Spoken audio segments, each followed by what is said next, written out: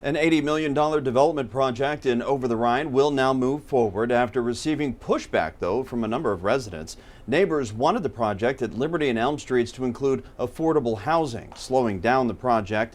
And reporter Mariel Carbone is at City Hall with a final decision on this development. You've been following this story closely, Mariel. Will this change? Will affordable units be in this project now?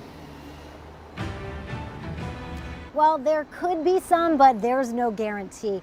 The agreement today that City Council voted on does not include any affordable units in it, but it does include a good faith effort, a reasonable effort by the developer to apply for low-income housing tax credits. And it also includes about $1.5 million in funding for the streetcar.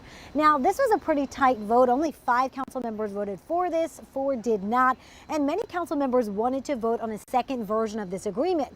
Now, that version would have required the developer to have 10% of the units affordable, but at an 80% area median income. So that's someone making about $45,000 a year. It also would have dropped the amount of funding given to the streetcar. So some councilors argue that those added weren't actually affordable enough. So they said it wasn't worth cutting the payoff of cutting the streetcar funding. Plus, they also say that you can't pin the housing crisis on just one developer.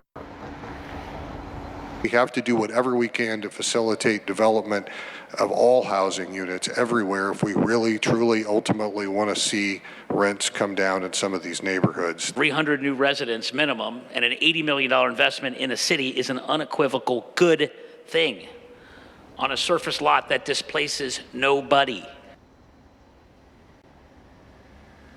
Now, the developer has made some compromises with the residents, such as cutting down the overall height of the project and making parking garage parking instead of a surface lot. Now, all of this has really spurred a more in-depth and deeper conversation in affordable housing. So in the coming weeks, we'll really hear council talking about how they're going to make this a priority moving forward.